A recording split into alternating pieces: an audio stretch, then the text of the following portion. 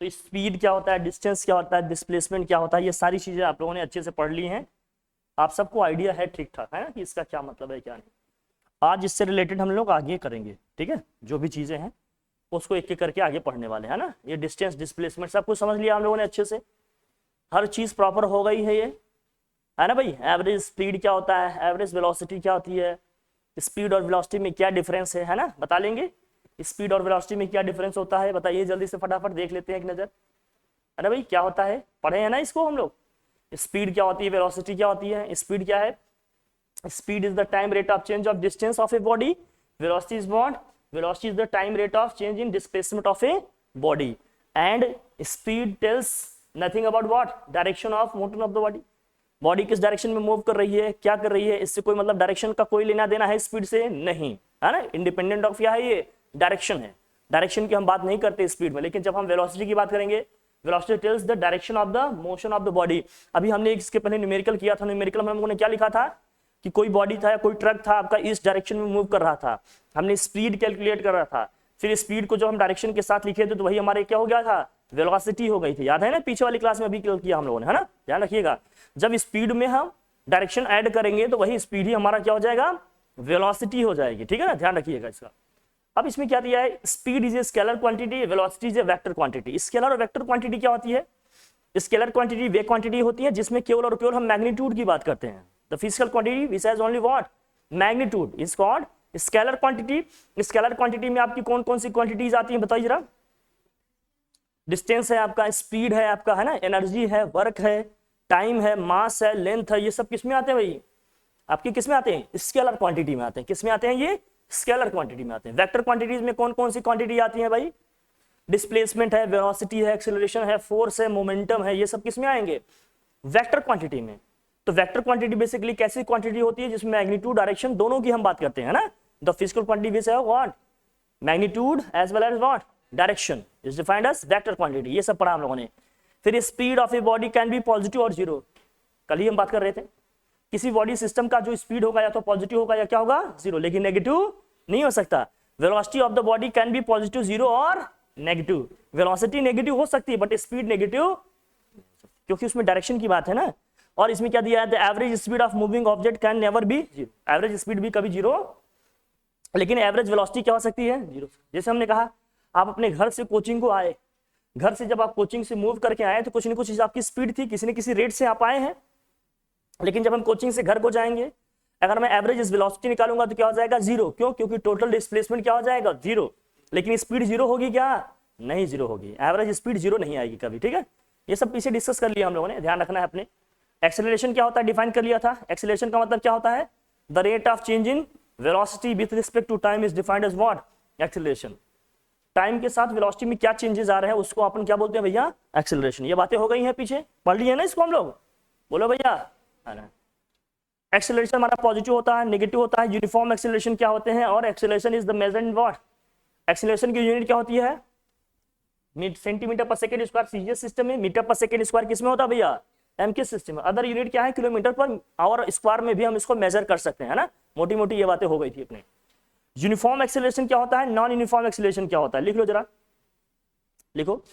Uniform acceleration, uniform acceleration में लिखो, uniform acceleration क्या होता है, ठीक है। यूनिफॉर्म एक्सेलरेशन में लिखो भाई क्या होता है, यूनिफॉर्म एक्सेलरेशन। हेडिंग कर लो व्हाट, यूनिफॉर्म एक्सेलरेशन। हेडिंग होगी हमारी यूनिफॉर्म एक्सेलरेशन। यूनिफॉर्म एक्सेलरेशन क्या होता है इसको समझते हैं हम। What is uniform acceleration. तो इसमें बताया जा रहा है आपको क्या भाई, इसमें क्या बताया जा रहा है, a body is said to be moving with uniform acceleration if it travels in a straight line and its velocity increases by equal amounts in equal interval of time। जब कोई बॉडी स्ट्रेट पाथ में travel कर रही हो, जब कोई body क्या है भाई, स्ट्रेट पाथ में ट्रेवल कर रही हो और वेलोसिटी में जो इसकी चेंजेस हो इक्वल टाइम इंटरवल में इक्वल आ रहे हो, तब बॉडी में कैसी एक्सेलरेशन होगा भैया, यूनिफॉर्म एक्सेलरेशन, ठीक है। तो इसमें लिखो, the acceleration in a moving body in which the acceleration in a moving body in which the acceleration in a moving body in which the acceleration in a moving body in which the acceleration in a moving body in which change in velocity change in velocity change in velocity change in velocity in equal time intervals in equal time intervals are same are what same then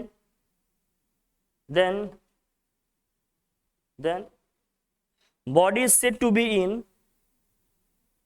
then body is said to be in uniform acceleration then body is said to be in what uniform acceleration. तब हम body को क्या कह सकते हैं भैया, वो uniform acceleration में है। यूनिफॉर्म एक्सेलरेशन का अगर ग्राफ ड्रॉ करना हो तो कैसा होगा भैया, इसमें ना वेलोसिटी इंक्रीज भी हो सकती है, क्या हो सकती है, डिक्रीज भी हो सकती है। केवल मैं चेंज की बात कर रहा हूँ, इसीलिए चेंज हमारा पॉजिटिव भी हो सकता है और नेगेटिव भी हो सकता है। अगर वेलोसिटी ग्रेजुअली इंक्रीज होगी तो चेंज इन वेलोसिटी क्या आएगा, पॉजिटिव आएगा। जब वेलोसिटी ग्रेजुअली डिक्रीज होगी तो चेंज इन वेलोसिटी क्या आएगा, नेगेटिव आएगा। तभी तो हमने एक्सेलरेशन दो टाइप के पढ़े थे, एक पॉजिटिव एक्सेलरेशन, एक क्या था भाई, नेगेटिव एक्सेलरेशन। पॉजिटिव एक्सेलरेशन में क्या था, फाइनल वेलोसिटी इनिशियल वेलोसिटी से ज्यादा होती है ना, और नेगेटिव एक्सेलरेशन जिसको हम लोग बोलते हैं रिटार्डेशन, उसमें क्या होती है, फाइनल वेलोसिटी हमारी इनिशियल वेलोसिटी से कम होती है। पढ़े है ना, वो हमने ब्रेक का एग्जांपल दिया था, कुछ ब्रेकर या कहीं हम रुकते हैं तो ब्रेक लगाते हैं तो गाड़ी की स्पीड क्या होती है, स्लो डाउन होती है ना, ऐसे कुछ बात किए थे हम लोग, याद आ रहा है, ठीक है, ध्यान रखना है सब। अगर इसका ग्राफ ड्रॉ करना होता तो देखो इसमें दिया ना, a body has uniform acceleration if its velocity changes at a uniform rate. Uniform rate से चेंज हो रहा है, यूनिफॉर्म का मतलब सेम रेट से क्या हो रहा है, चेंज हो रहा है। अगर इसका ग्राफ ड्रॉ करना चाहेंगे तो ग्राफ कैसा होगा, देखो जरा, फॉर एग्जांपल जैसे इसमें दिया है, the motion of A freely falling body is uniformly accelerated motion. Freely कोई बॉडी मान लीजिए ऊपर से नीचे गिर रही है, उसका मोशन कैसा होगा भाई, मोशन कैसा होगा इसका, यूनिफॉर्मली एक्सेलरेटेड होगा। और द मोशन ऑफ क्या दिया है, sliding block on a smooth inclined plane is uniformly accelerated motion. जैसे जैसे नीचे जाएगा इसकी स्पीड ग्रेजुअली क्या होती जाएगी, इंक्रीज होती जाएगी कि नहीं, होती जाएगी। और किसी बॉडी सिस्टम को अगर हमने ऊपर फेंका है तो जैसे जैसे वो हाइट पे जाएगा उसकी स्पीड क्या होगी, धीरे धीरे कम होती जाएगी। फिर मैक्सिमम हाइट पे पहुंचने के बाद फिर बॉडी क्या होती है, वापस आती है, अर्थ पे आती है ना फिर से वापस, कि आप फेंक देते हो एकदम अर्थ के ग्रेविटेशनल फील्ड को पार कर जाता है। ऐसा कभी किया है आपने, किसी ने किया है क्या ऐसा, नहीं। पहले आप फेंकेंगे तो क्या होगा भाई, मैक्सिमम हाइट तक जाएगा, लेकिन स्पीड उसकी ग्रेजुअली क्या होती जाएगी, डिक्रीज होती जाएगी। फिर अपने मैक्सिमम हाइट पे जब पहुंच जाएगा तो वहां से बॉल क्या होगा, या जो भी बॉडी आपने फेंका क्या होगा, वो रिटर्न होगा, है ना। ये सब किसके एग्जाम्पल हैं, यूनिफॉर्म एक्सेलरेशन के। एक कांस्टेंट रेट से स्पीड हमारी इंक्रीज होगी, फिर उसी रेट से हमारी क्या होगी, डिक्रीज भी होती है ना भाई, ध्यान रखना उसके इसमें। इसका अगर ग्राफ ड्रॉ करना चाहें तो कैसा होगा ग्राफ यूनिफॉर्म एक्सेलरेशन का। अगर वेलोसिटी और टाइम में ग्राफ ड्रॉ करेंगे तो कैसा होगा, वेलोसिटी और टाइम में ग्राफ ड्रॉ करेंगे। देखो फ्री फॉलिंग का केस जो हम बात कर रहे हैं ना, ये फ्रीली फॉलिंग बॉडी के लिए, ये फ्रीली फॉलिंग बॉडी की जो हम बात कर रहे हो ना भैया, इसको ध्यान से देखना, ये फ्रीली फॉलिंग बॉडी, इसमें वेलोसिटी और टाइम में ग्राफ ड्रॉ करेंगे तो कैसा होगा, बहुत समझना, हर चीज बुक में क्लियर नहीं लिखी रहती, इसलिए मैं डिटेल में बता रहा हूं। जैसे अब यहाँ मान लीजिए बॉल है, ऊपर से नीचे आएगा, ये भी तो होगा। मान लीजिए कोई बॉल वहां ऊपर रखे हैं, उसको ऊपर से नीचे छोड़ोगे तो भी उसकी स्पीड क्या होगी, ग्रेजुअली इंक्रीज होगी, होगी कि नहीं होगी। जैसे आप लोग जो बॉल फेंकते हो ना, जैसे आप क्रिकेट खेलते हो या कोई भी बॉडी सिस्टम ऊपर की तरफ हम फेंकते हैं, तो हमें लगता है कि मान लीजिए यहाँ से तो हम स्पीड से फेंकते हैं, ऊपर जाता है। जिस स्पीड से, जितनी ताकत से, जितना फोर्स से आप बॉडी को ऊपर फेंकेंगे ना, उसकी जो स्पीड होगी at the time when you are throwing, जब आप थ्रो कर रहे हो बॉडी को, बॉडी फिर जब नीचे आएगी ना, जब ग्राउंड को स्ट्राइक करेगी, तो स्ट्राइक करते हुए उसकी वही स्पीड होगी जिस स्पीड से आपने उसको क्या किया था, फेंका था। बात समझ रहे कि नहीं, ये हमेशा ध्यान रखिएगा। मतलब ये है कि अगर ग्राउंड से मान लीजिए बॉल को आपने फेंका, बॉल यहां तक आया, यहां तक आया, अब मान लीजिए यहां पर हमने क्या किया था, इसको 10 मीटर पर सेकंड से थ्रो किया था। अब स्पीड यहां पर क्या होगा भैया, इसको आकर 5 मीटर पर सेकंड, फिर यहाँ क्या हो जाएगा 2 मीटर पर सेकंड, फिर यहाँ क्या आएगा 1 मीटर पर सेकंड, फिर यहाँ पर क्या आ जाएगा, एकदम 0 हो जाएगा, यहाँ पर क्या हो जाएगा, 0 हो जाएगा। फिर बॉडी वहां से क्या होगी भाई, नीचे आएगी। तो जब वो इस पॉइंट पे पहुंचेगा, फिर से इसकी स्पीड कितनी रहेगी भैया, 1 मीटर पर सेकंड। इस पॉइंट पे आएगा फिर से, तो फिर से इसकी स्पीड क्या होगी, 2 मीटर पर सेकंड। फिर जब यहाँ रहेगी तो यहाँ भी इसकी स्पीड क्या होगी 5 मीटर पर सेकेंड। लेकिन जब वो ग्राउंड को स्ट्राइक करेगा तो उसकी स्पीड वही होगी जिस स्पीड से हमने उसको क्या किया था, थ्रो किया था। तो नीचे से ऊपर फेंकेंगे तो ग्रेजुअली स्पीड क्या होगी, डिक्रीज होगी। लेकिन जब वही ऑब्जेक्ट ऊपर से नीचे आएगा अपनी मैक्सिमम हाइट पे पहुंचने के बाद, तो फिर से उसके जिस जिस पॉइंट पे जो वेलोसिटी थी, स्पीड थी, वही स्पीड वो एक्वायर करते हुए नीचे आएगा। बात क्लियर हो रही है? कोई डाउट तो नहीं हो रहा ना? कुछ ये सब प्रैक्टिकल चीजें इनको ध्यान में रखना, ठीक है। न्यूमेरिकल्स जब आते हैं ना इसमें, तो इस तरह के लॉजिकल रहते हैं। ये सारी चीजें सोचकर हमें लिखने होते हैं। सारे डेटा आपको न्यूमेरिकल्स में नहीं दिए जाएंगे। कॉन्सेप्ट अगर क्लियर है तभी डेटाज लिख पाओगे, क्या है क्या नहीं, ठीक है भाई। चलिए अब फ्रीली फॉलिंग अगर बॉडी की हम ग्राफ की बात करें ना, थोड़ा ग्राफ का आइडिया रखना बहुत जरूरी है, क्योंकि सबसे ज्यादा मोशन वाले चैप्टर में ग्राफ के इक्वेशन आपको प्रॉब्लम करेंगे। बाकी तो डेटा दिया है, एक बार पढ़े, फॉर्मूला आपको याद है, आप क्वेश्चन कर ले जाओगे। प्रॉब्लम केवल ग्राफ वाले क्वेश्चन में होंगे। ग्राफ दिया है तो उस ग्राफ से किस ग्राफ का क्या मतलब है, कब हमें पॉजिटिव वैल्यू लेनी है, कब नेगेटिव वैल्यूज लेनी है, इसका आइडिया होना बहुत जरूरी है। तो जब हम फिजिक्स पढ़ रहे हैं तो हम न्यूमेरिकल्स पे स्पेशल ध्यान देंगे भाई। कॉन्सेप्ट क्लियर करेंगे, थ्योरी लिखेंगे, यूनिट्स लिखेंगे, सब कुछ पढ़ेंगे अच्छे से, लेकिन न्यूमेरिकल्स स्पेशली बहुत अच्छे से करेंगे। सबसे ज्यादा जो मेजर प्रॉब्लम है फिजिक्स फील्ड की, सबसे ज्यादा बच्चों की क्या है, न्यूमेरिकल्स है। कई बार हम समझ नहीं पाते न्यूमेरिकल में क्या दिया है, कई बार समझ में आ भी जाए तो हमें समझ में नहीं आता करना कैसे है, जो जो डाटा इसमें भाई मिसिंग है उसको कैसे निकालें, क्या फॉर्मूले हैं। कई बार क्या होता है किसी क्वेश्चन का आंसर 2-3 फॉर्मूले लगाने के बाद आते हैं, ये समझ में नहीं आता कौन सा फॉर्मूला पहले लगेगा कौन सा बाद में लगेगा। तो ये सारी चीजें जानने के लिए हमें अच्छे से हर चीज पढ़ना पड़ेगा, कॉन्सेप्ट को अपने क्या करना पड़ेगा, एकदम क्लियर करना पड़ेगा। कॉन्सेप्चुअल क्लैरिटी ही हमें अपना क्या करेगी, वे दिखाएगी, एक मेथड दिखाएगी, एक अप्रोच डेवलप करेगी कि हमें चीजों को कैसे करना है। बात हमारी समझ में आ रही है आप लोगों को? इसलिए कॉन्सेप्ट को अच्छे से क्लियर करना। फ्रीली फॉलिंग बॉडी की अगर मैं बात कर रहा हूं, मतलब बॉडी ऊपर से नीचे आ रही है। फ्रीली फॉलिंग का मतलब क्या है भैया? फ्रीली फॉलिंग बॉडी का मतलब क्या है? उसको बोलते हैं फ्री फॉल। आप जानते हो? फ्री फॉल लिख लो, लिखो फ्री फॉलिंग, लिख लो, हेडिंग कर लो, मैं बता दूं आपको, हर चीज आना जरूरी है। लिखिए फ्री फॉल, या कुछ राइटर्स लिखते हैं फ्री फॉलिंग या फ्रीली फॉलिंग। फ्रीली फॉलिंग क्या है इसका मतलब, ये ध्यान रखना। क्या है इसका मतलब, जरा ध्यान रखना। अब हम जब किसी ऑब्जेक्ट को ऊपर से नीचे छोड़ रहे हैं, फ्री फॉल का मतलब है उस पर कोई एक्सटर्नल फोर्स नहीं लग रहा है। जैसे हम जानते हैं कि अर्थ की अपनी ग्रेविटी है, अर्थ की अपनी क्या है भाई, ग्रेविटी। ग्रेविटी का मतलब एक तरह का फोर्स है जिससे अर्थ हर एक ऑब्जेक्ट को अपनी तरफ क्या करता है भाई, अट्रैक्ट करती है, अपनी तरफ खींचती है, तभी तो ऑब्जेक्ट नीचे गिर रहा है। नहीं तो हम किसी भी ऑब्जेक्ट को थ्रो कर दिए, वो यूनिवर्स में जाता रहे, कहीं रुके ही नहीं। लेकिन हमारी अर्थ की अपनी लिमिट क्या है, हमारे अर्थ की अपनी लिमिट है 36,000 किलोमीटर। अगर जिस भी ऑब्जेक्ट को हमने थ्रो किया है, अगर वो 36,000 किलोमीटर के रेंज में है, तो कोई अर्थ हमारी किसी भी ऑब्जेक्ट को अपनी तरफ क्या कर लेगी, अट्रैक्ट कर लेगी। लेकिन अगर इस रेंज को आपने क्रॉस कर दिया, अगर इस रेंज को आपने क्रॉस कर दिया, तो तब वो ऑब्जेक्ट कभी भी अर्थ पे लौट के वापस नहीं आएगा। लेकिन इस रेंज को क्रॉस करने के लिए आपको जानते हो ऑब्जेक्ट को कितनी स्पीड देनी पड़ेगी? हाँ 11, अप्रॉक्स 11 या 11.2 किलोमीटर पर सेकेंड। 11.2 किलोमीटर पर सेकेंड का मतलब समझते हो आप? इतना ज्यादा है कि देना प्रैक्टिकली पॉसिबल नहीं है। इसलिए जो भी चीजें जैसे रॉकेट है या जो भी चीजें हैं, सैटेलाइट हम यहां से ले जाते हैं तो रॉकेट के थ्रू लेकर जाते हैं। मेरी बात समझ रहे हैं कि नहीं? किसी भी मशीन या टूल्स के थ्रू इतनी स्पीड से फेंकना प्रैक्टिकली पॉसिबल नहीं है, इसलिए हम लेकर जाते हैं। तो हर ऐसे अर्थ का है, हर एक प्लेनेट का अपना क्या है, फील्ड है कि कौन कितने रेंज तक ऑब्जेक्ट को अपने अंदर क्या कर सकता है भाई, खींच सकता है, अट्रैक्ट कर सकता है। तो अर्थ का जो रेंज है वो कितना है, 36,000 किलोमीटर है। इस रेंज में कोई भी ऑब्जेक्ट होगा, अर्थ अपनी तरफ क्या कर लेगी, अट्रैक्ट कर लेगी। कुछ मोटी मोटी जानकारी होनी चाहिए, बहुत जरूरी है, ठीक है। तो उसके बाद फ्री फॉल का मतलब क्या है, अर्थ की अपनी ग्रेविटी है। ग्रेविटी का मतलब क्या है, हर एक बॉडी सिस्टम की अपनी ग्रेविटी है। आपकी अपनी बॉडी की ग्रेविटी है, लेकिन ये बहुत कम है, निग्लेजिबल है। आप किसी ऑब्जेक्ट को अपनी तरफ अट्रैक्ट नहीं कर पाओगे। हमारी बॉडी का मास इतना नहीं है कि हम अपने मास से आपको अपने आप क्या कर लें, खींच लें। अब मूवीज में आप बहुत सारी सीरियल्स में देखते हो कि हाथ से ऐसे किए खींचे एकदम चले आ रहे हैं, वो सब बस आप ऐसे एनिमेशन के थ्रू ही देख सकते हैं कि क्या हो रहा है क्या नहीं हो रहा है। लेकिन रियल लाइफ में ऐसा पॉसिबल नहीं है।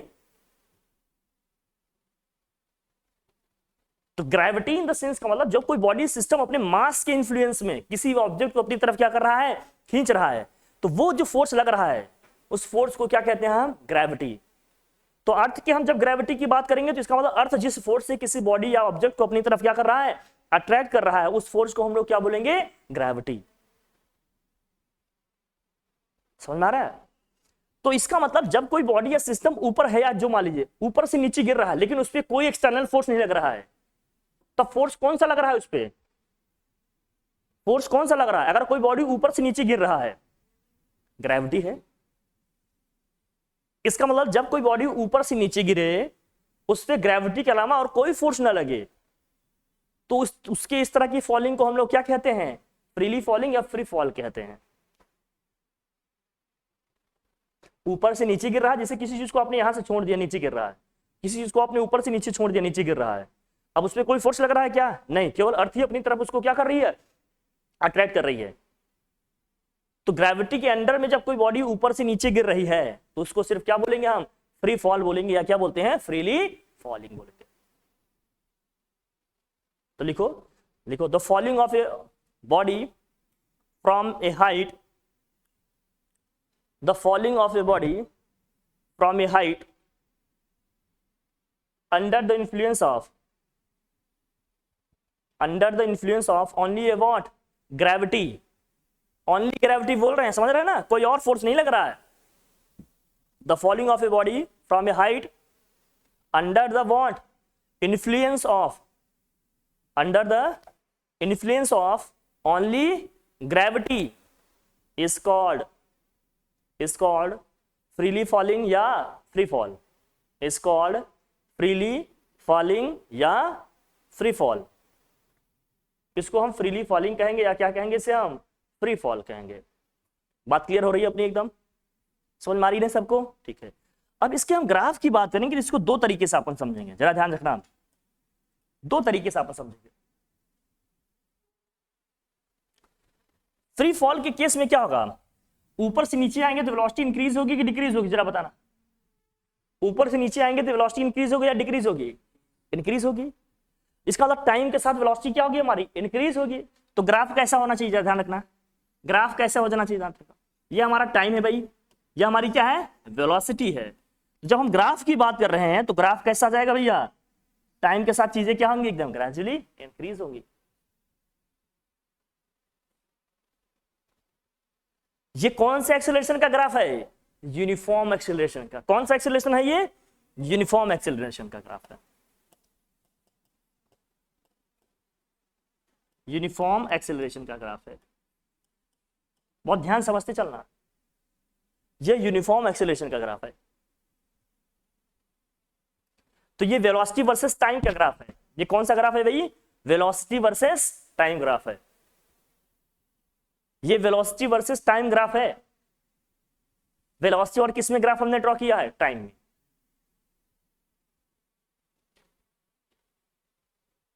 बात क्लियर हो रही है? अब जरा ध्यान समझना, अब अच्छे समझना। लेकिन यही फ्री फॉलिंग का जो कंडीशन होता है, जो इक्वेशन होता है, ध्यान रखना। अगर हम हाइट की बात करें कि ऑब्जेक्ट हमारा किस हाइट से गिरा, अगर हम ऑब्जेक्ट की बात करें कि ऑब्जेक्ट हमारा किस हाइट से गिरा, तो फ्री फॉल का जो इक्वेशन होता है, बहुत ध्यान समझना इसको। फ्री फॉल का जो इक्वेशन होता है, H इक्वल टू क्या होता है? Half of GT square. H equal to क्या होता है भाई? Half of GT square. बहुत ध्यान समझना इस बात को। H इक्वल टू क्या होता है? Half of GT square. अगर ऑब्जेक्ट हमारा H हाइट से नीचे गिरा, कितनी हाइट से नीचे गिरा भैया? H हाइट से नीचे गिर रहा है। नीचे हमारा क्या भाई? ग्राउंड है। नीचे अपना क्या भाई? ग्राउंड है। ये ग्राउंड है। H हाइट से अगर ऑब्जेक्ट हमारा गिर रहा है और उसको नीचे आने में कितना टाइम लग रहा है? T टाइम लग रहा है। तो इसके हाइट का जो एक्सप्रेशन बनेगा वो क्या बनेगा? H equal to half of GT square. जहां G क्या है? स्मॉल g का मतलब क्या है? ग्रेविटी या ग्रेविटेशनल एक्सेलरेशन बोलते हैं। G को क्या बोलते हैं? लिख लेना, इसकी वैल्यू 9.8 मीटर पर सेकेंड स्क्वायर होता है। कहीं कहीं क्वेश्चन सॉल्व करेंगे तो 10 मीटर पर सेकेंड स्क्वायर दिया रहेगा। क्वेश्चन में डेटा नहीं दिया है तो हमेशा क्या लिखना है अपने को? 9.8 मीटर पर सेकेंड स्क्वायर। अदरवाइज क्वेश्चन में 10 दिया है तो 10 ले लेंगे, जो वैल्यू दे रहेगी वही ले लेंगे। नहीं दिया है तो हमेशा क्या लेंगे? 9.8 मीटर पर सेकेंड स्क्वायर। इस स्मॉल g को बोलते क्या है? Gravitational acceleration. स्मॉल g को बोलते क्या है? Gravitational acceleration. लिख लो इसका नाम क्या है भाई, इसको बोलते हैं ग्रेविटेशनल एक्सेलरेशन।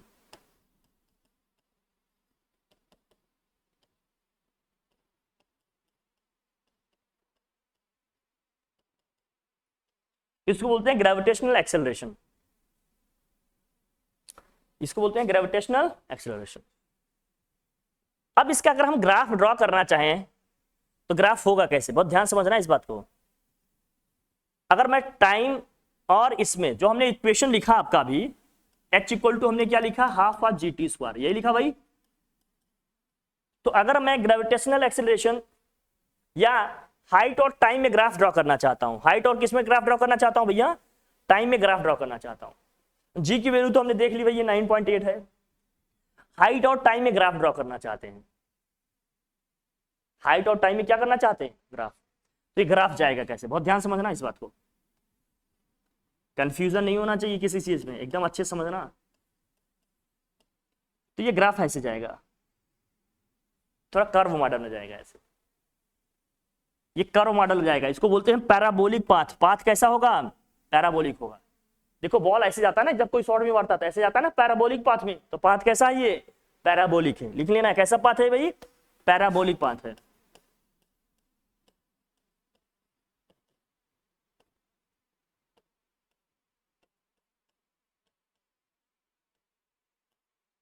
ये है पैराबोलिक पाथ, क्लियर है ना, इसको ड्रॉ कर लेना। हाइट और टाइम में ग्राफ ड्रॉ करेंगे तो ऐसे जाएगा, क्लियर है। जब हाइट और टाइम में ग्राफ ड्रॉ करेंगे तो ऐसे जाएगा।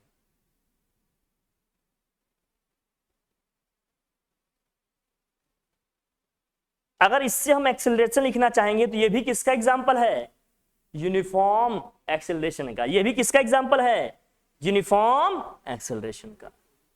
जब इस तरह से डिस्टेंस और टाइम में ग्राफ मिले तब भी ये कैसा है एग्जांपल, यूनिफॉर्म एक्सेलरेशन का।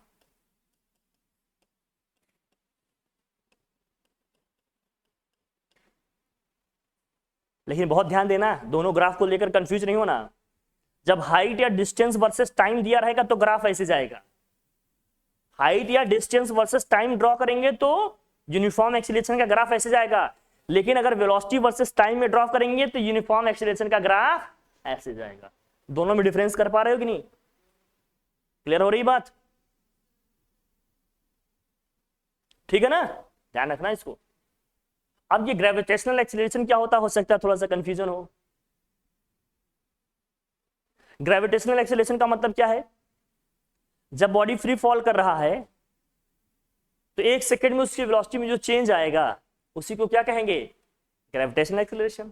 सिंपल बात है भाई, ग्रेविटी के अंडर आ रहा है ना एक्सेलरेशन, वो बॉडी ऊपर से नीचे गिर रही है फ्रीली, 1 सेकेंड में उसकी वेलोसिटी में जो चेंज आएगा या उस समय वेलोसिटी में जो चेंज की रेट होगी उसी को हम क्या बोलेंगे, ग्रेविटेशनल एक्सेलरेशन। ग्रेविटेशनल क्यों बोल रहे हैं, क्योंकि वो ग्रेविटी के अंडर हो रहा है, ग्रेविटी के इन्फ्लुएंस में हो रहा है, इसलिए उस एक्सेलरेशन को क्या बोलते हैं, gravitational acceleration.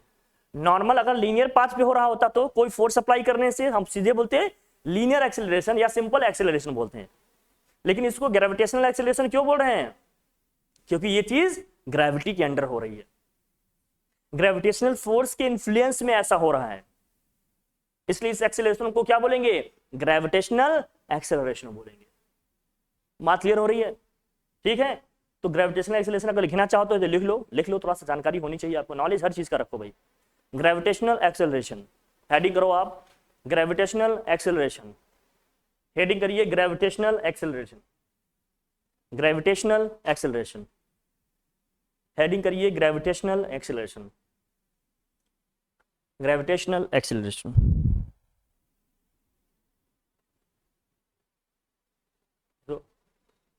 When a body is freely falling, when a body is freely falling under the influence of,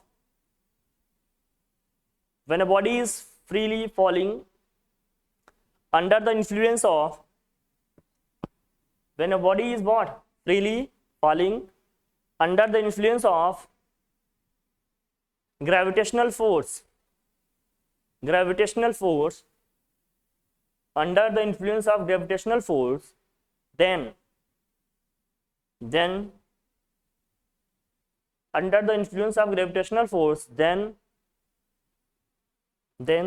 the rate of change in velocity of the body then the rate of change in velocity of the body then the rate of change in velocity of the body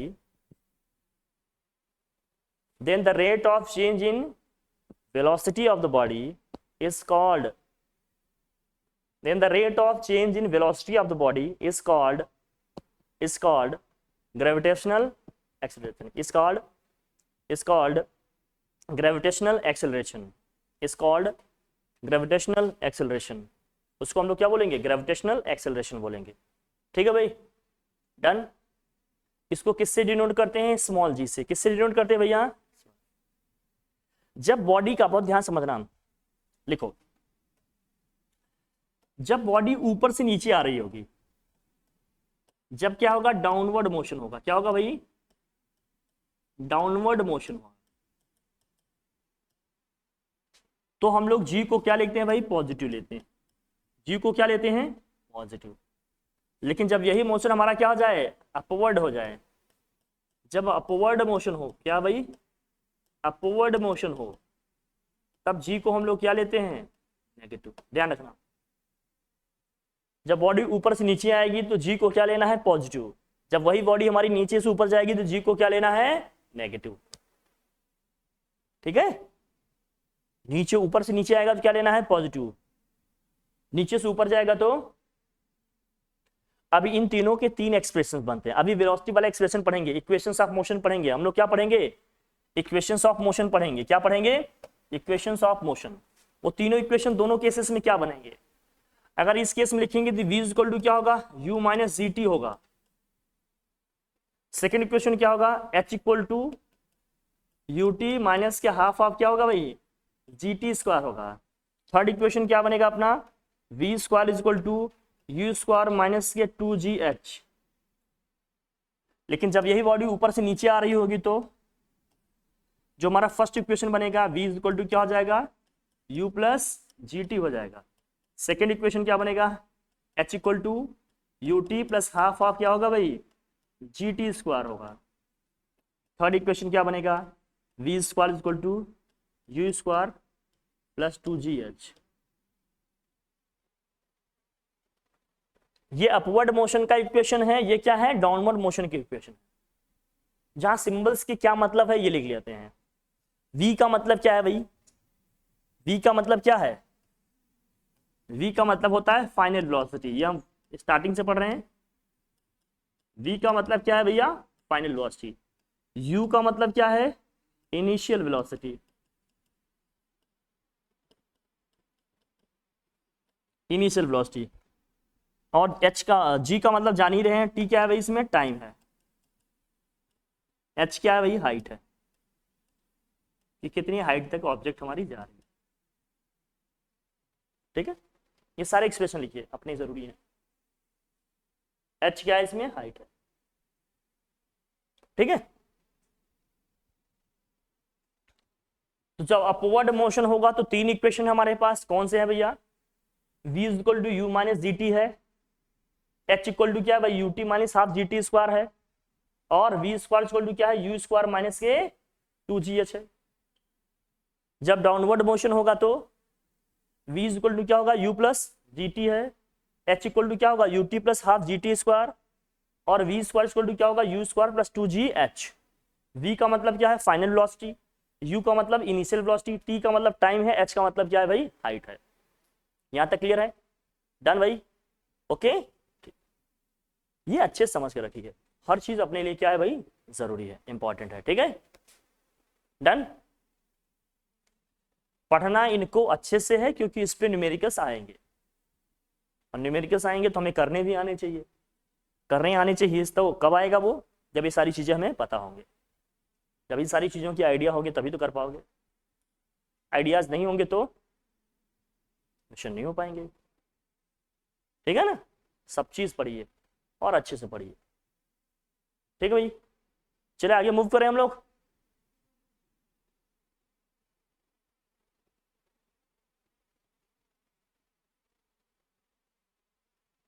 समझ में आ रहा है? याद करना पड़ेगा। अभी इस type के सिमिलर इक्वेशन होंगे लीनियर मोशन के, उनको हम लोग डिराइव करेंगे। 3 इक्वेशन है आपके, वो तीनों इक्वेशन क्या है अभी बताते हैं, है ना। अभी डिराइव करने वाले हैं। नॉन यूनिफॉर्म एक्सीलरेशन क्या होगा, अभी ये देखो ग्राफ वगैरह आप लोगों को बताएंगे, ये सब देख रहे हो ना, ये रिटार्डेशन का ग्राफ है, देख रहे हो, ये देखो यूनिफॉर्म एक्सीलरेशन का, देख रहे हैं कि नहीं, ये देखो ये इक्वेशन आपको मिलेंगे जो अभी हम बता रहे हैं। देखो v equal to U plus A T हमें ड्राइव करना है, S equal to U T plus half A T square हमें ड्राइव करना है, और V square equal to U square plus 2 हमें क्या करना है, ड्राइव करना है। फिर ग्राफिकल मेथड से इसको ड्राइव करना है, ग्राफ के थ्रू इसको कैसे ड्राइव कर सकते हैं, ये सारी चीजें एक एक करके हम लोग क्या करेंगे, पढ़ेंगे। ठीक है, इसके बाद ये क्या हो जाएगा, कंप्लीट हो जाएगा। आज के सफर में इतना रखते हैं, आराम से पढ़ेंगे, एक एक चीज समझ के पढ़ेंगे, ताकि कहीं कोई छूट ना जाए कोई टॉपिक अपने से। ठीक है भाई, इतना ठीक है, समझ में आया सब कुछ, डन, फिर थैंक यू।